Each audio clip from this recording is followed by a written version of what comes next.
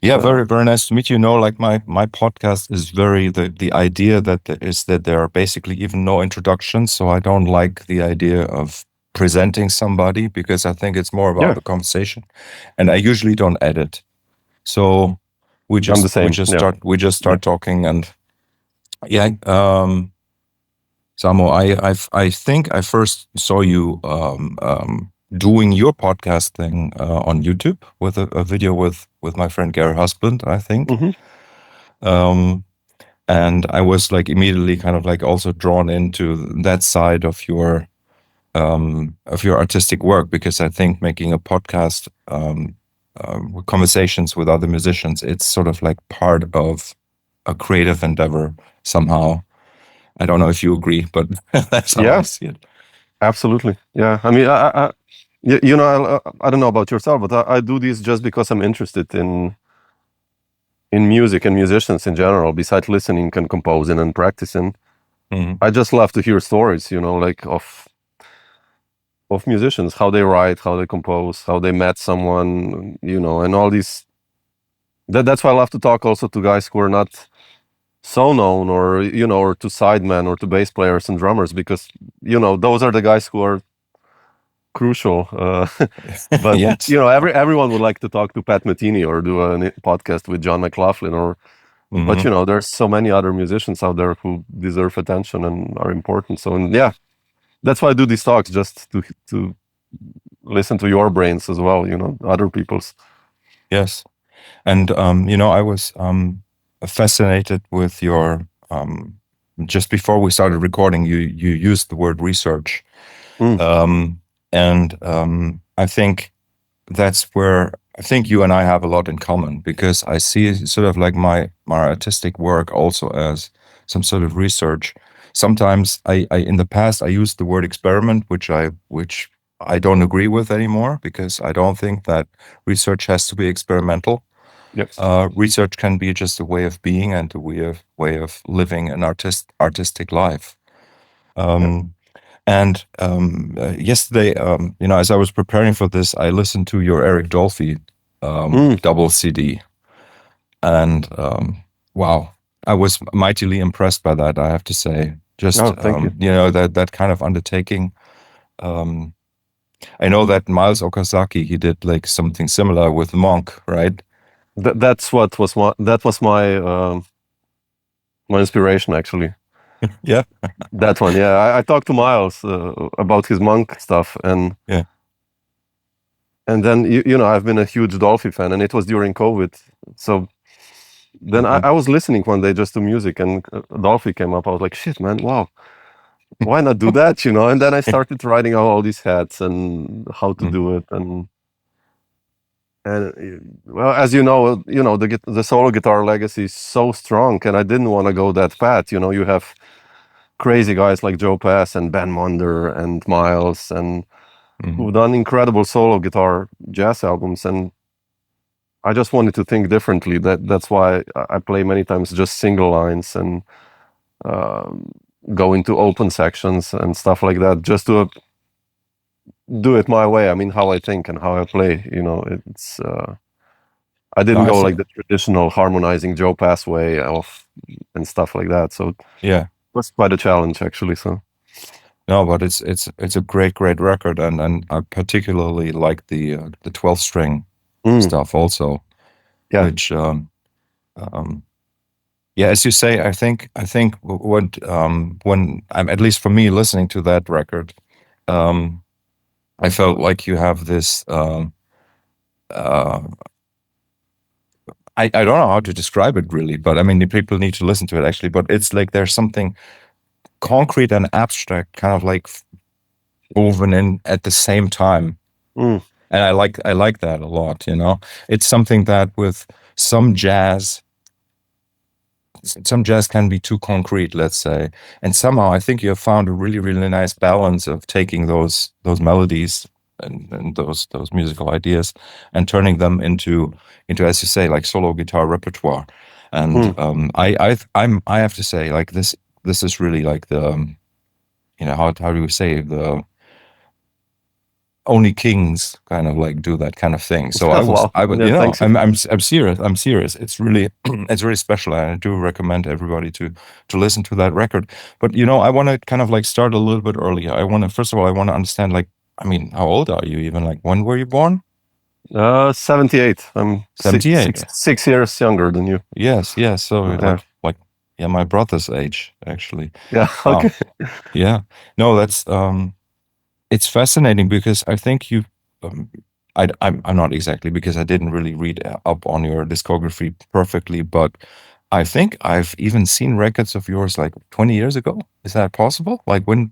Yeah. I mean, I did my Mm. first record in 2002, I think. Or yeah. Oh, there you go. Yeah. Yeah. Wow. Something like that. Yeah. So you were like 25 or something. Yeah. 24, 23 when it was recorded. Yeah. Wow, Yeah. amazing. And because what I would like to understand, so how is your path sort of like in terms of like musical education, yes, but also when did you think did most of the work of the groundwork happen for you as a musician, and I mean as a player? Mm. So because like I'm interested in that, because for me it was very late, Mm. because I only started playing at 20. Really? Yes, Man, really? yes. Wow. Oh, that's wow. So I that. mean, Ralph Towner started playing really late, right? Also, he played piano before and then Yeah. guitar. He picked it up. So I don't know. I think I'm still growing in a way. It's when I listen to the earlier albums, I really love the compositions, Hmm. what I did, but the playing is sometimes like, yeah, okay, it's okay, could be Hmm. better. I would approach it differently now, but I don't know. Just by playing with all these great musicians, that's how I never studied jazz, so I'm self-taught in that way. So just by playing every tour I did or a project with, whoever, David Binney or Donnie McCaslin or all Hmm. these great drummers and players, Tyshawn Sorry, Tom Rainey. Yeah. Uh, every project was like a learning experience, and I learned there. So how to approach a project, how to approach a solo. Um, so I think in the last 5 years, maybe I'm getting there where I wanna be. Yeah. That I'm kind of Can I satisfied. interrupt you at that moment, because I think that you said something really, really cool there. So the fact that you didn't study jazz, but you played with great players. So then the question, like, how did you make that happen? Because Mm, in a way, that is really how you have educated yourself, rather than say going to a school or like paying for an education yeah. at university. You kind of found. And how did you do that? How did you make those contacts, and how did that happen? I mean, I studied actually literature, so American poetry. I did like a MA in translation and then a PhD in American poetry. So professionally, I went. I mean, studying something completely different, but Hmm. I don't know. I started playing. I played guitar since I was 10, and started with classical guitar, and then got really into Dire Straits, and then got really bored with classical music. And then my guitar teacher gave me some Esberto Gimonti and Hmm. Ralph Towner and Hmm. Pat Metheny and all these guys, and I really wanted to learn that. And then I found out about Ornette Coleman and Eric Dolphy, and uh, so I just I made like I'm quite workaholic in this sense and quite well organized, I would describe myself. But I made like a schedule while I was studying languages and literature. I practiced every day, really 6 hours, and I made like a schedule: 1 hour of technical exercises, 1 hour of listening, but just this kind of analytical way of listening to a tune, like what the drummer is doing, what Hmm. the hi-hat is doing, what the bass is doing. Then 1 hour of transcribing, 1 hour of playing standards, 1 hour of composing, and 1 hour of just kind of noodling around. So that Hmm. was my schedule for practicing, and I actually did that like for 6 years, like all throughout. I carried my guitar everywhere while other co-students went for a coffee or something. I just went into an empty room and was practicing there. So it's Hmm. just Hmm. and yeah, I mean, and then those contacts started like I met some musicians. I mean, people mostly go to study to meet people as well, which is, when you talk to the New York guys or even Hmm. Europeans, like they stick together then for their entire careers. Like Hmm. Mark Turner always plays with Larry Grenadier and Brad Meldo and these guys because that's where they met. And I didn't have that. So I just, actually, I just called some older guys, Hmm. who I saw what they were doing. Like David Binney, for instance, I figured out that if you want to get gigs and play, you have to do it on your own. So I kind of had the organizational part covered because I know how to do things. And I remember, I really like David Binney. He was the first American I played with, and he was quite big in New York then. Like that's early mid 2000s, Yeah. 2004, three. And I just sent him an email who I am, and I like his music, and if he would like to come to a tour. Hmm. And he said, yeah, sure. He did. I was no one really, and he said, yeah, sure, let's do it. And his fee was even really low, considering that he could have, he was the star of the band, and then we did like a 10-day tour, and was so much fun. And then I went the first time to New York, and I knew Dave. He was the only guy. So, and then I said I would really like to make a record. And sure, and then I just contacted people that I was listening to at that time. I just sent them emails like who I am. I did one tour with David Penny. I play guitar, and I would like to do a record with you. And everyone was really supportive and said yes. From Tony Malaby and Mark Elias and Tom Rainey and Gerald Cleaver, Drew Grass, and who else? And Josh Roseman and Dave Binney. So I made 2 records in 2 months there, Hmm. and then what you know how it is. Once you meet some people, then slowly it's spreading and it becomes easier. So that was the beginnings, kind of. Yeah, that's fascinating. I mean, obviously, I know exactly what you're talking about, and I also think that what you did is sort of like maybe sort of the right way, in a way, if you know, Yeah, like yeah, not waiting for something to happen, but to actually make it happen yourself.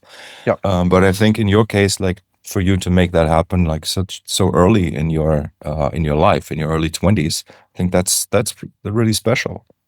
Just to have the courage, let's say, to write to yeah, people and to.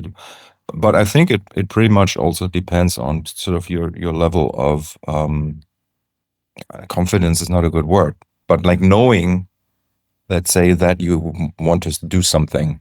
Like yeah, I think that's what it's about. It's not even about knowing if it's something that you do is valuable or good or great or whatever. It's not yeah, about that. yeah, That's amazing. And you're from Maribor, right? yeah, yeah. Slovenia. Yeah, And you grew up there. You were born there.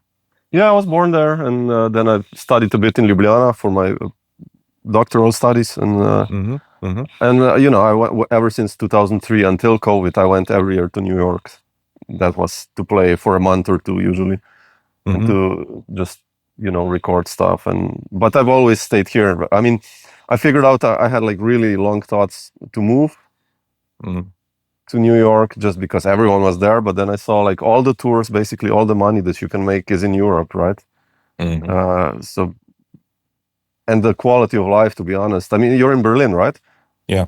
Yeah, I mean, the quality of life in Europe is, I think it's way bigger, at least in I'm looking out here at wine hills and birds Yes. and Yeah. and if, I mean, if you live somewhere, you need so much money to do that, and we have a garden here, and I can eat really good food and drink good wine. So in the end, I was like, yeah, shit, I still want to live good, and you know, Yeah. Exactly. so yeah, I think it's also like once you have sort of like a foot in the door to work with yeah, people in other countries or in the US in this case, then there's no need to actually be there. And it can exactly, actually be an advantage to be like the exotic person coming yeah, from Europe to the yeah, US to work, or as you say, bringing players over. Yeah, I mean, I totally understand. For me, it just happened a little bit later that I had this awareness that I could do that. Um, and I got lucky that at one point I got got a call from Tony Levin to join Stickman, the band, with him, and that obviously Yeah, changed everything.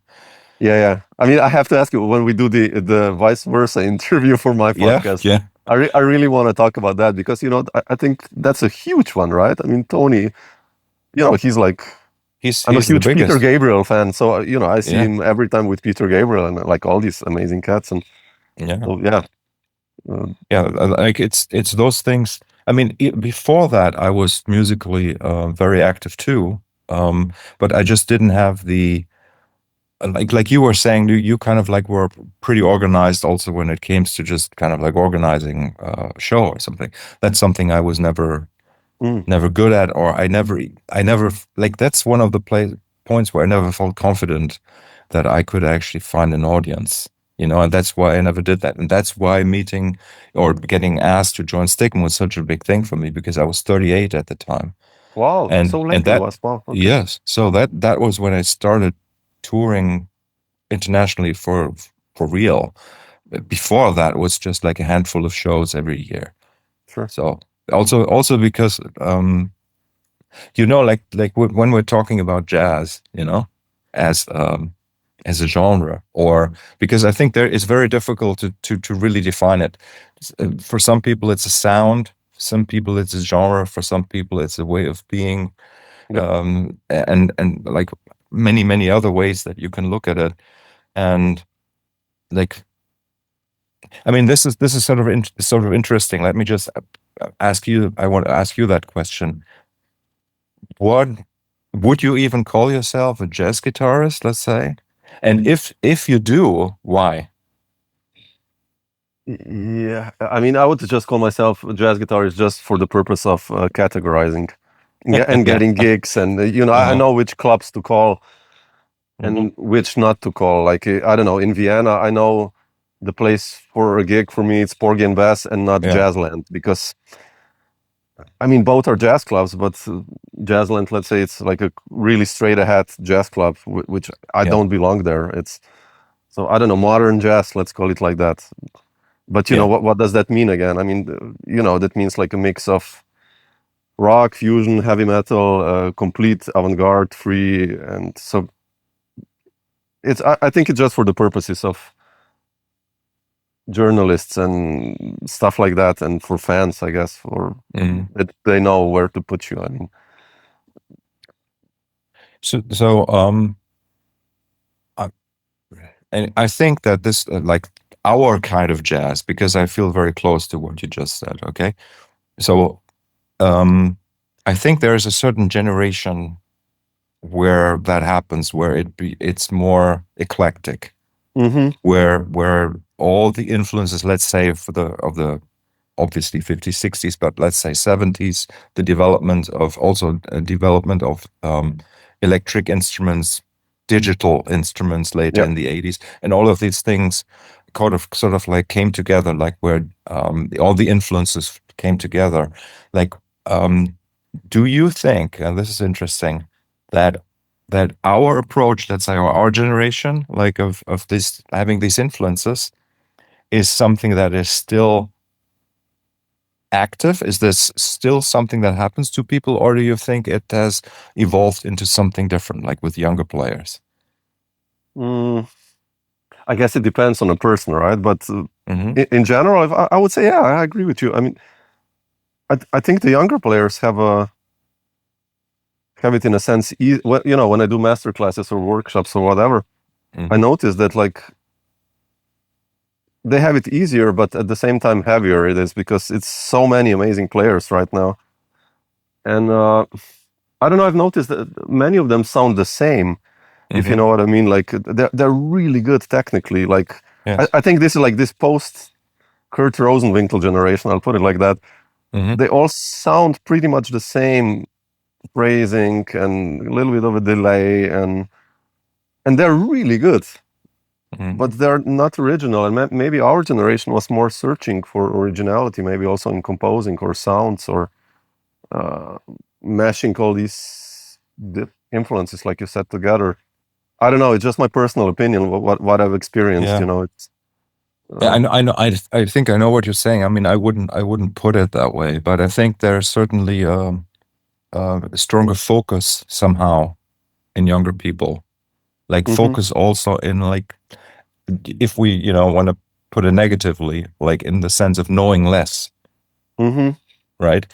But Yeah, I don't know. I can't judge that. I don't know if that's a good or bad thing. But certainly, like there's something more focused nowadays about those players. And as you say, maybe it leads to more equality in terms of yeah, sound or whatever.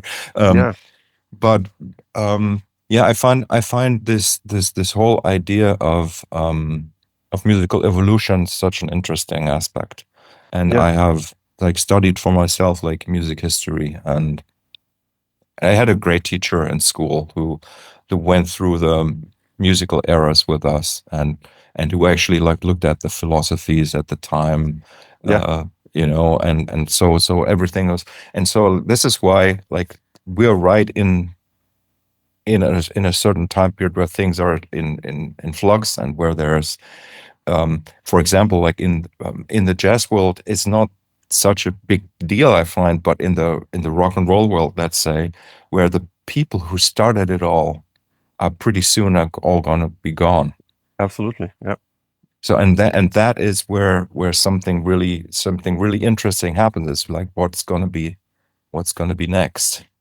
yeah. The And pop rock world is crazy, right? I mean, like one student the other day asked me, like, what are some of the new guitar heroes? You know, because we had like, let's say, Jimmy Page and Hendrix and hmm Richie Blackmore. You had like those were hmm like really guitar bands. David Gilmour, and I yeah, was like, shit, man, that's true. Actually, you know, there is no this type of guitar hero in the last 10 years in the rock scene. Maybe, you know, it's a lot of fusion players and obviously, but not like yeah. in a sense of, you know, what these guys were like. And Yeah, I think it's because the medium has changed, right? So yeah, because now it's yeah, mostly the internet, right? So you yeah, need to look at certain people who have a big following on Instagram yeah. or on YouTube, and those Those become the are stars, the right? stars, kind of. Yeah. Yeah, yeah. It's also, And I think, sorry. no, I mean that also explains why like more focus is happening, because literally, like because of the way that social media works, people get more drawn into one niche, let's say, rather than Yeah, having a wider yeah. palette of influence, right? That's what I wanted to say. Like, I don't know for you, but for me, it's like I really like investigating the history. You know, I have like those Penguin Jazz guidebooks, like hmm six Yeah. of them, and I just like reading that. But my and your generation, it's like, I mean, our generation, hmm you know, we had CDs, and you know, I bought a CD, and then I was looking at the liner notes. I knew who the players were on every record, who the rhythm section, you know, on Steve Vai record is, or on Paul Chambers on bass plates on which records. And hmm the younger generation doesn't have that. You know, I get a feeling that they don't. I mean, in 98% of cases, what I've met, talked with younger jazz musicians, they don't follow jazz history just because it's not their fault in a way, but also yes, but they have Spotify and all this digital media, which doesn't say who the band is and what year it is and hmm stuff like hmm that. And you know, drummers don't know. I remember talking to a drummer at the workshop, like, and he was nailing it, like hmm played amazing, this odd meters and everything. And I was like, so who do you listen to? And he's like, yeah, Marcus Gilmer. And I was like, wow, crazy. Okay. So did you, and Jeff Ballard. Okay. hmm Did you check out Paul Motion? And he was like, I have no idea who Paul Motion. I was like, man, you know, hmm did you check out, you know, the old guys like hmm Danny Richmond? I don't know, like unknown cats, Jimmy Cobb. Like, no, I'm like, come on, man, you know, that's, and he was a drummer. So I knew like 600% more drummers than he did, but and he played amazing, which again, in the end, Yeah, yeah. so I think it's just for like being aware of where you stand, of where you are. It kind of like makes sense to have some sort of idea about the lineage, sort of like hmm of a player that you are, and that's why, yeah, as you say, like this investigation or research into music history in that sense, I think it is important. But then on the other hand, yeah, maybe it's not so important. we don't know. I mean, for me, this kind of topic is not so much about like, that it's like people say, oh, old white men talking about this kind of. It's not so much about that. It's really about being in a position now. For me, I'm in my early 50s, right? And so just trying to understand, looking back and trying to understand how things actually worked out for me, and also on the level of motivations, because that's like also the question I have, like with your work, like where did you actually take that energy as a teenager to practice 6 hours a day? What was That's a pretty good motivating question. you? Yeah. Yeah. And like you could say, okay, part of it is like a big part of it is probably love for music, and as you say, like understanding the network of these players and like having dreams and all sort of things. So my question for these younger generations is now, like, okay, if you don't know the players anymore, what is your motivation? What are your dreams? And that's what I'm interested in and figuring out for those guys, you know. So it's I think not they see about it's cool. it's not about criticizing. Yeah. It's just about No. understanding. Yeah. Yeah. It's I think it has changed also. I think my generation, or mostly all of these cats study now, right? Jazz has become quite an academic thing. Yeah, yeah. So it's which in a way it's good, but on the other hand, it's not so good because they give you everything on a plate. Here's a Jim Hall solo you have to do until next month, and so basically you just follow the steps. And this self-initiative, maybe it's lacking many times. Like you said, like I had to do my own gigs to get gigs because I didn't have a network. And many times people who come from the universities, they're just waiting when I talk to them, like, yeah, no one is calling me and stuff like that. Like, yeah, sure, man. There's like 600 other guitarists who are equally good as you, your age, and or even better. And like, yeah, set up gigs together, call some elders or even your players, write tunes, just do it, lose money first, and then that's how it is. If you want to do it, you don't have to. It's like that's again this question: why do you do that? Like you said, so do you remember, like in the early days of discovering, like you said, like your teachers showed you players and yeah. records, and do you remember how that drive to actually play and practice and actually coming up with like your daily 6 hour setup, let's say, do you remember where that energy came from? Do you know that?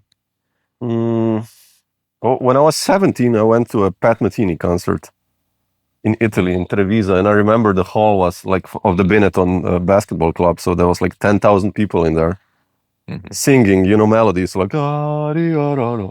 before the band came on, and I was in the second row, and I said, "Oh wow, I have goosebumps now." And I remember the band came on like with that tune, like I think, have you heard like da-dun, da-dun, dun, I think 7/4, and I remember just like the whole audience was like Italians, And I was driving home then. I remember, and I was like, man, this is it, I want to do that. And then, it also was quite unknown in a sense what they were doing. I figured out the Beatles and Dire Straits and Red Hot Chili Peppers. I mean, they always more or less played the same, right? So, and jazz was like, what is this? How do they come up with stuff all the time new? And so it was also part of the unknown that gave me the drive. I really wanted to figure it out, the scientific approach. And yeah, so I really wanted, the idea was like, yeah, shit, I want to do what these guys are doing. Of course, not knowing what's behind there. Also, then later I figured out, okay, wait a second. You need to pay musicians for gigs and stuff like that. And it's not like this dream world that you see like, oh yeah, you have 200 gigs a year and it's fun. And so that came later, that shock factor, actually, the with a hammer on the head, like it's not so sunny as as a 17-year-old, I saw it. But the drive came, I think, from there. Yeah, just seeing how amazing it was on the stage, like seeing those guys, and that Yeah. Yeah. unknown factor, I guess, also. Yeah, you know, that's just going back to that Eric Jolfi record, entirely played with acoustic instruments. So I hear a lot of power in your playing, a lot of strength, you know, like something that just isn't, how should I say, it's just isn't normal for a person to have that kind of dedication to. It's almost like, I mean, like probably 99.99% of the population, they would not think of lifting 120 kilo weight, you know, like, Yeah. so, but it's a little bit like that, like that, especially that record I find is so there's a lot of energy, a lot of power, a lot of dedication in your music, and that was 4 years ago, right? Yeah. Yeah. 2021, I guess. right? Yeah. Yeah.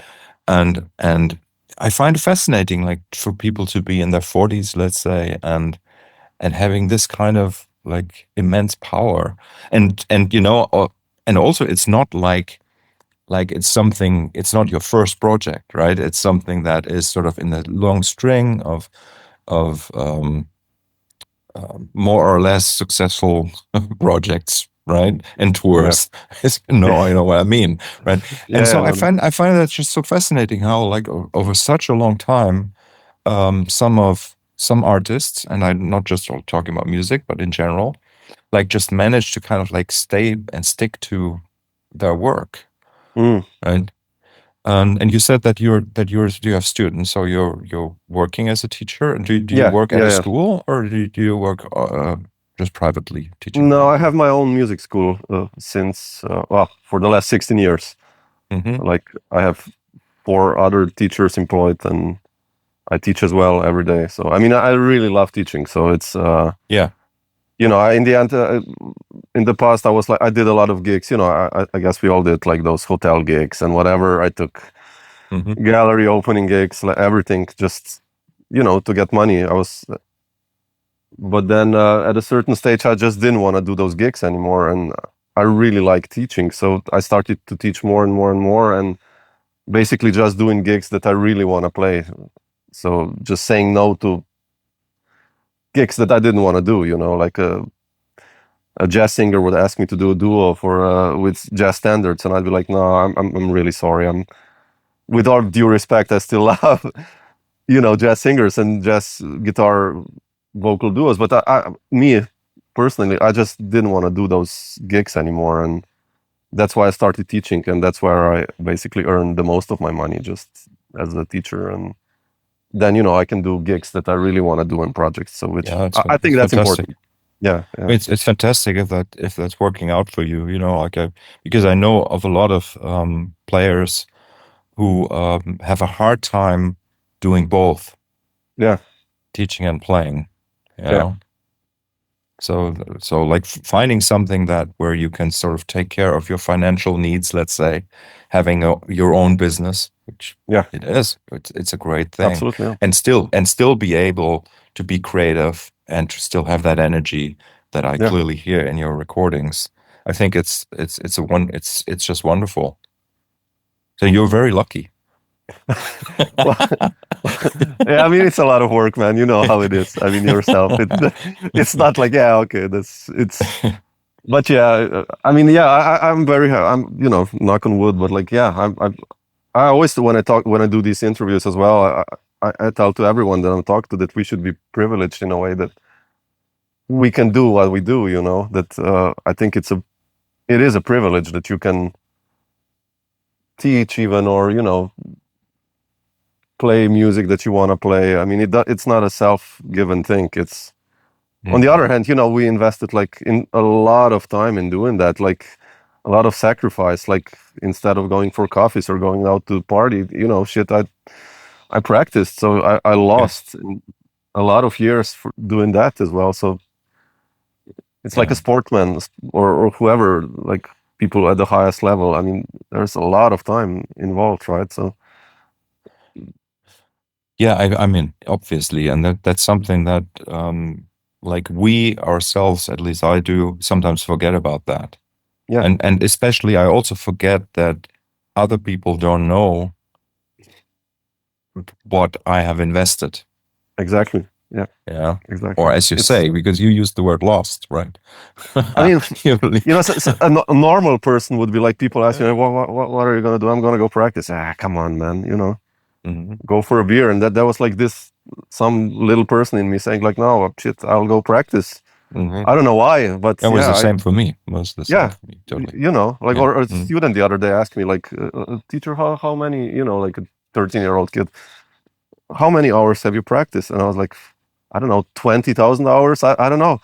mhm, It's an insane amount of time that we all spent mhm, with our instruments, mhm, and that's dedication, right? And also sacrifice. And at many stages of our lives, or at least my life, people surrounding me, suffered in a way, like because of my egoistic whatever way of mhm, because what I wanted to mhm, do. mhm. So, Yeah, yeah, but but even but that's kind of dedication, let's say, to doing what you do or what you want to do or what you have to do, is very very valuable in this world. yeah, And yeah, yeah. but yeah. So I want to ask you about like at least two more bigger subjects. So, for example, how many videos do you have with? Yeah, how many interviews did you make so far? Oh, like 530 or something. Yes. Yeah, or Yeah. 40, 540, 30. So far. And the list Yeah. to do is like still, it's crazy. Yeah. That's amazing. I mean, that alone is like a life's work, you know. Yeah, yeah. It's incredible. And you're planning on just to keep going, right? Yeah, Or I mean, did I'm just thinking about, I would love to listen to I mean, I cook every day at home, because I'm at home in the morning, right? Mhm, And I put on usually like an interview, a podcast, like, well, I listen to the stuff you did with Trey Gunn, which is, I love that. But, mhm, and, other podcasts, like interviews. And I would love to hear interviews like with Eric Dolphy or with all these guys from mhm, the 60s. So in a way, I'm thinking also wider of creating an archive of the current scene of the players that are currently working in these years, and for someone to hear about them and to listen to them in the future as well.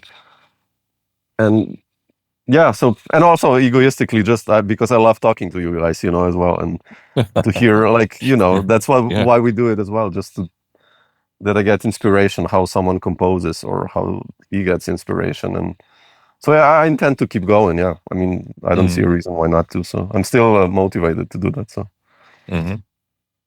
So as you do that, as you have conversations with people, um, I know. I mean, I know from experience. Because I haven't done as many as you, but I've done like I don't know 90 or so yeah, yeah, but over the still, last that's a four lot. Yeah, years. But the what I find interesting is sort of as the interviewer or this one initiating the conversation. Let's say that sometimes it could be easy. It could be an easy conversation, or sometimes it could be really, oh, really absolutely. difficult. Right? Um, and like, let me just ask you this. I think like how has that experience sort of like changed? I mean, if it has changed you at all, I don't know. But Oh, what have you absolutely, drawn? man. What have Yeah, you drawn from that?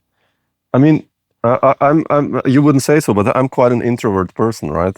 I'm really an introvert. I Yeah, really like my yeah. family, and I'm not a hustler of getting gigs, like going to a gig and like giving your CDs, like, yeah, I need a gig, and Hmm. I don't do that. I'm quite. But with these interviews, when I started doing them, I had to step out of myself sometimes, like you said. So like, Hmm.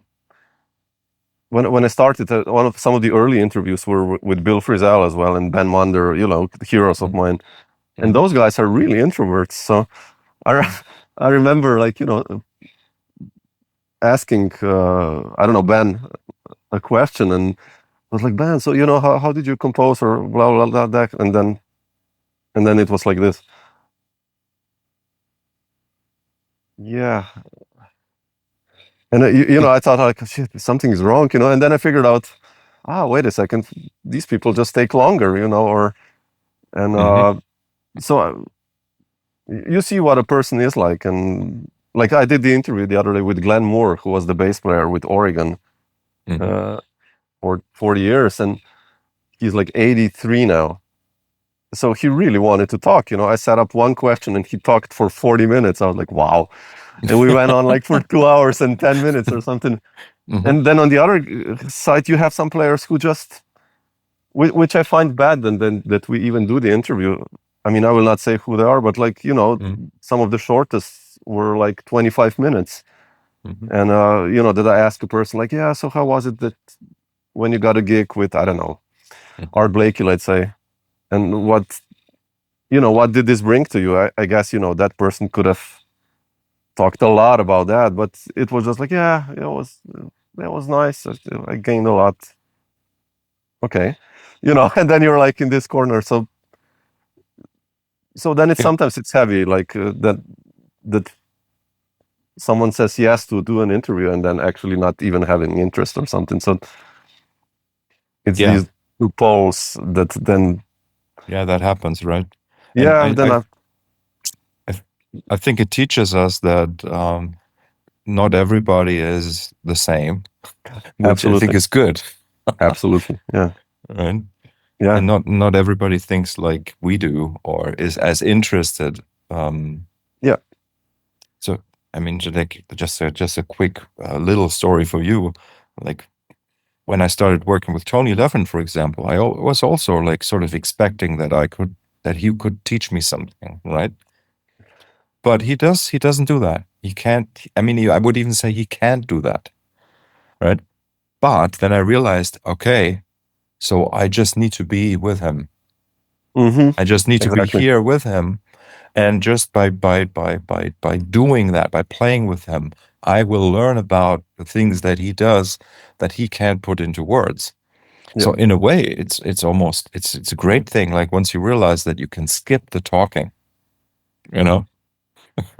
yeah, yeah, yeah. I mean, being on the road, that's a different beast, right? I mean, I guess when you were with Tony, he probably started talking about his past days also, or how he played with someone, or Peter Gabriel stories probably you have, or stuff like that. I mean, that's why I would be so.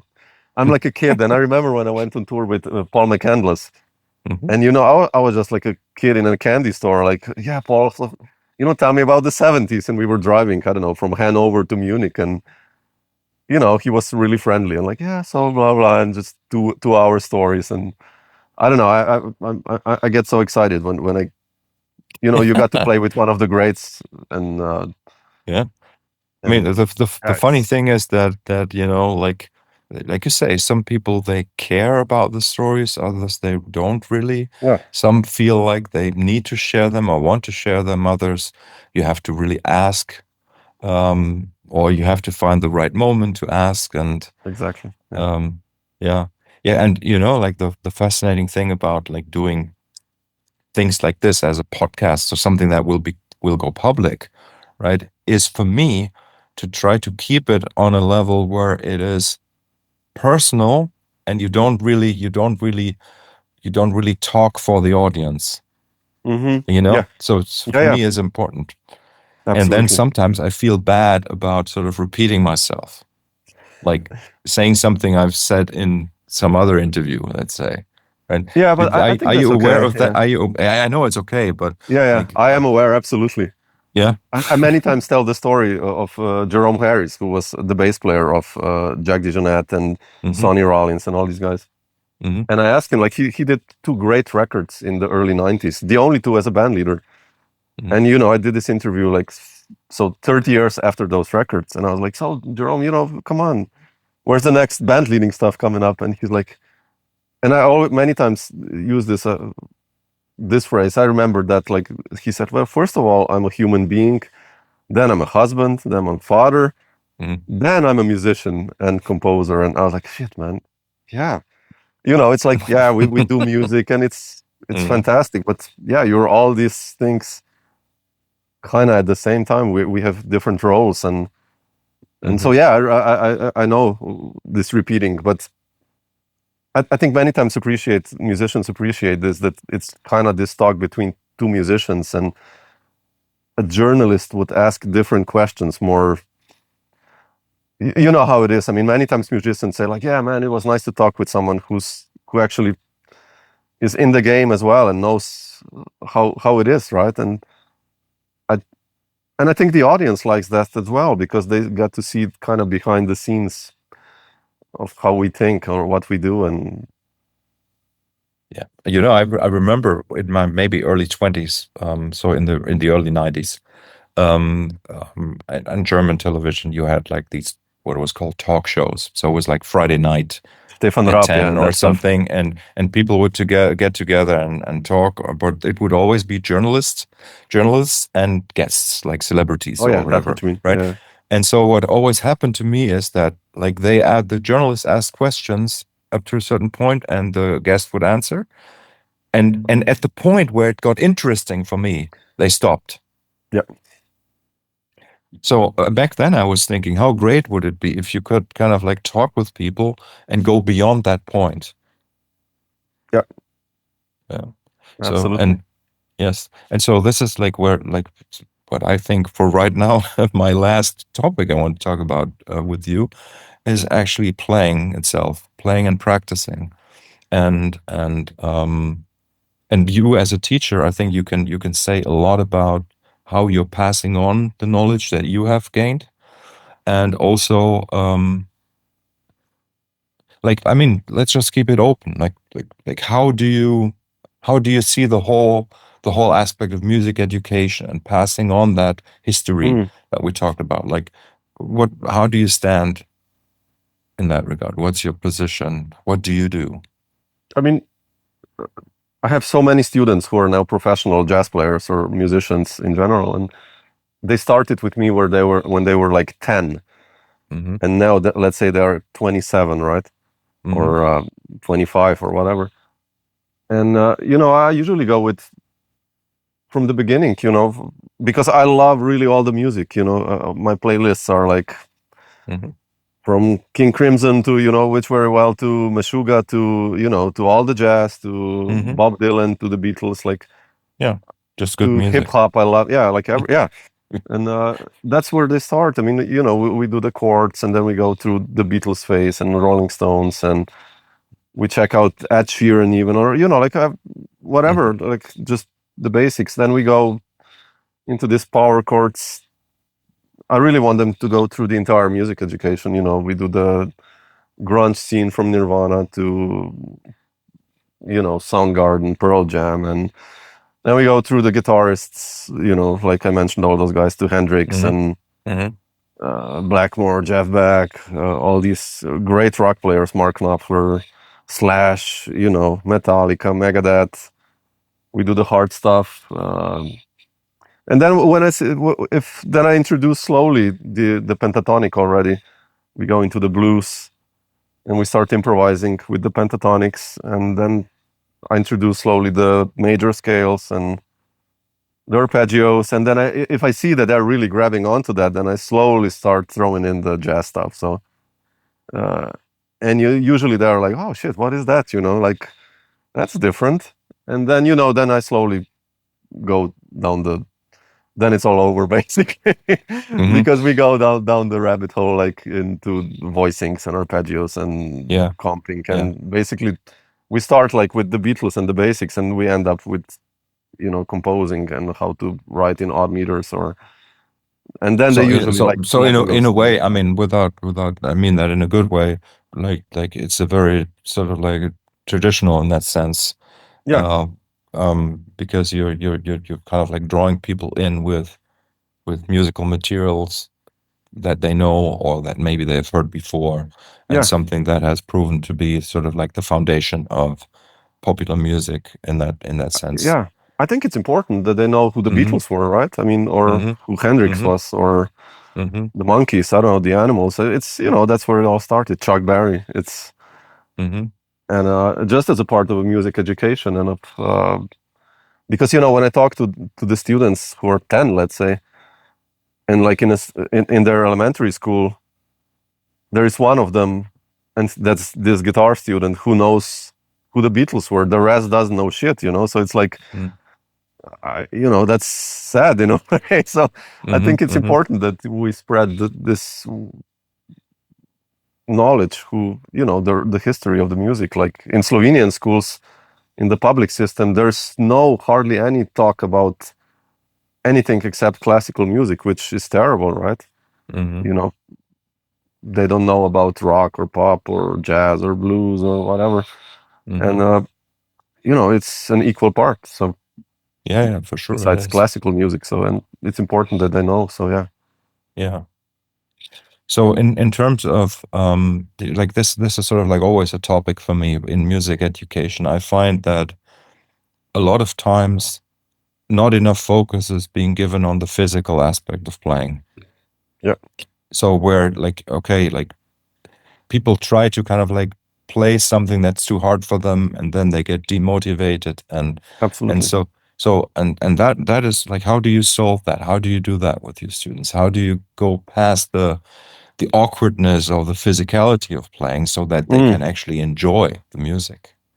I, How do you I do think that? first thing I said, tell them, like, just play the guitar, how that, position yourself that you feel comfortable, Hmm. whatever that may be. I don't know, cross your legs, just be relaxed. I think that's so important, because from classical music, it's that position of the small foot, and you put your foot up there, it's lifted up, which is not a bad position in a way, but for me, it gets a little bit uncomfortable. That's me. Hmm. That's why I tell them, just be how you are. And then, sometimes the student comes like, yeah, I want to play Master of Puppets by Metallica, and Hmm. he doesn't know the G chord yet. Or I'm Hmm. like, yeah, man, sure, we'll do it. But just like, let's first just go, Hmm.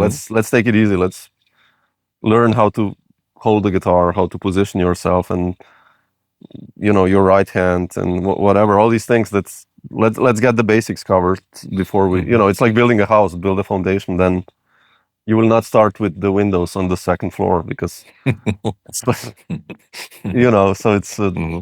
so yeah, I think that's where I start. Just, I think the basis is so important, and technical exercises. The pinky, I notice, is like with every student, that's like, Hmm. Hmm. the enemy. And Hmm. even though you look at Eric Clapton, I don't think he ever used in his career the pinky, maybe 3 times or something, but he's still a great guitarist. So Hmm. it's, but yeah, you know what I mean. It's like Yeah, yeah, of all these course. basics, just, it's important, I think. So Yeah. Yeah, but this is a great example where just sort of like looking at history or looking at players and then copying them is sort of like something that could hold you back in a way, even if it's just a pinky, right? You know what yeah, I mean? yeah, And then sort of breaking out of that habit, let's say, is so much hard. That's why I think having a great teacher is so important, absolutely, yeah, because like otherwise you're just acquiring habits that are very, very hard to get rid of, yeah, once you decide you want to play something else rather yeah. than the blues, let's say. And yeah, okay, so fantastic, really, really great. So what I'm the last thing now, what do you practice yourself these days? And I want you to go into as much detail as you want. And I'm Uh, talking both on the technical side and sort of like the composing side. And I mean, we have a 2-year-old daughter, so that kind of limits my time. So I, when, I you know, so when I mean, I don't practice anymore like I used to. That I would sit down and like really work on something when I have time, which I usually take. I mean, in the mornings, I do stuff for a project usually.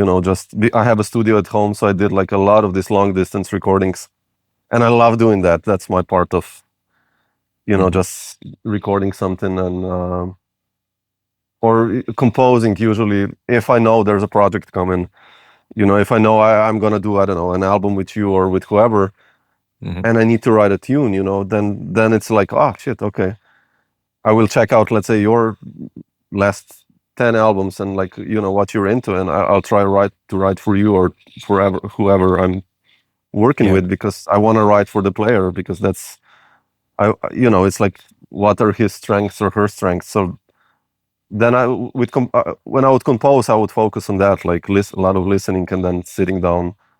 Writing a tune, it's in a way quite easy then, like, because it makes Mhm. sense. You know, I have so much experience how to do it. Yeah. So I just need an idea. Sometimes I would just noodle around for 10 minutes and something would pop up, Uh-huh. like a melodic line or a bass line, and then I would just like, okay, the whole thing kind of comes out. And so yeah, I mean, like, in a way, I wish I could practice more in the sense of technical stuff, but I also, I teach every day like 5 hours. So that means every afternoon I have my instrument in my hand for 5 hours, and I teach from everything, like I said, from the beginnings to really advanced stuff. And so sometimes a student comes up like, I want to learn this John Petrucci solo. So shit, Mhm. I mean, I know them. I'm quite a good sight reader as well, so I can sight read them Yeah. as well. But Yeah. still, sometimes it's like ultra fast arpeggios, and I'm like, okay, Mhm. let's see that. So it's like that's my technical exercises in a way. So it's Mhm.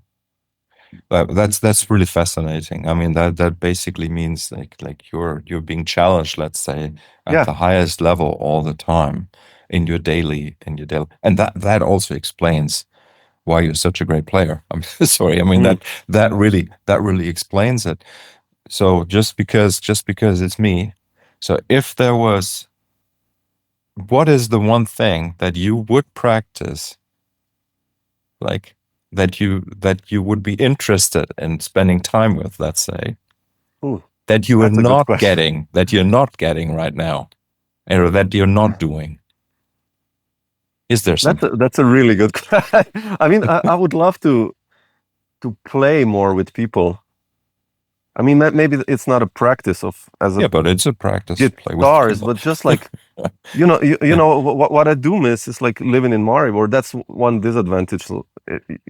I don't know how it is in Berlin if you can meet with people, but if I would love that, I would be able to call up you and meet for 2 hour session and just play Mhm. without having even the idea of, okay, we have to do an album now, or Yes. Hmm. a project has to be behind it. Like, New York has that, or some bigger cities.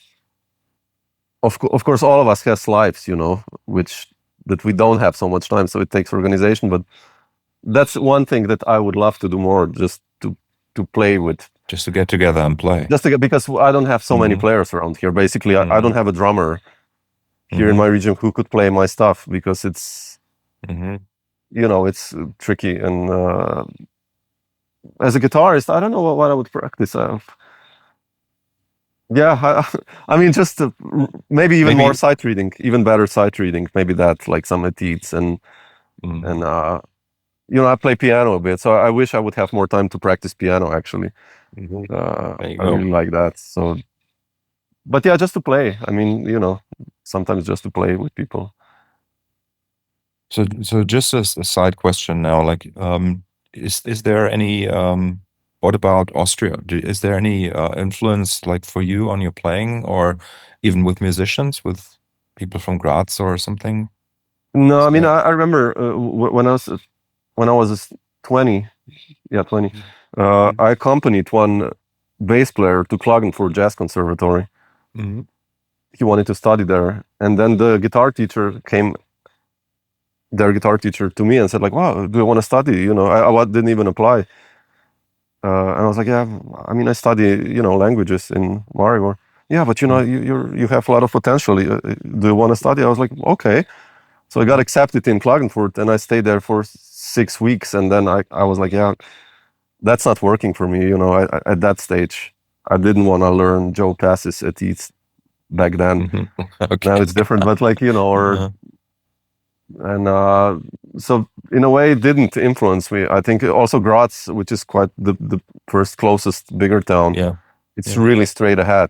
It's their school is really good, but it's like mostly straight ahead playing, so it's hard to get people. uh, and I think people are not interested. I don't know what your experiences is, but just to play, Hmm. like find Hmm. time on a Saturday morning for 2 hours and just let's get together and just play. Hmm. And so it's hard to get people to do that, I think. I don't know how in Berlin it is. Yeah, I How mean, it's. I can't speak for Berlin. I don't know, but I did that for a while with a Mm, friend, like to meet and just play. But then, like as you say, life comes in the way. Like if yeah, you have yeah, of a course. young kid, obviously that just makes it so much harder. Um, yeah, but I think it's always possible, you know. You just I need think so to, too. Yeah, again, you need to make that a real objective in your life to find people to play yeah. with, and it's hard for me when I'm coming back from a tour, and especially with these international tours, it takes me weeks and weeks to recover, Oh, and somehow like being at home, like being in Berlin, it doesn't even feel like I want to work.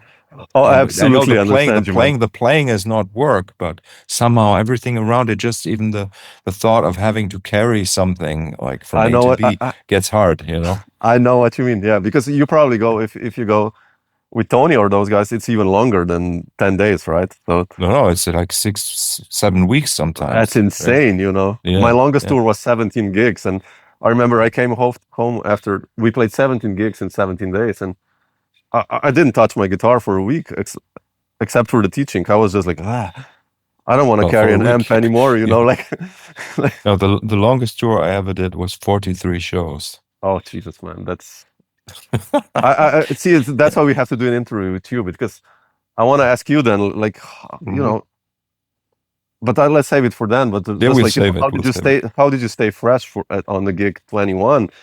You Hmm. know, I remember that 17 days, like gig 10. I was like, shit, I suck. You know, my feeling was like that every note I played was the same. You know, I Yes, have no original language. I'm repeating myself. I had like a huge psychological crisis. Like, yes. Yeah, let's and talk about that when we yeah, I record really for your wanna channel. wanna find out about that because that's yeah. Hey, it's a But anyway, real that's real pleasure to meet you. you too. Absolutely, Yeah, absolutely. yeah. But thank you so much for now, and we're gonna talk again soon. Yes, we'll return the cards. So Yes. cool, Marcus. Thanks for having me, man. Okay. Appreciate No. it. Okay. Wonderful. Thank you so much. Ciao. Ciao. Okay, Ciao. ciao, ciao.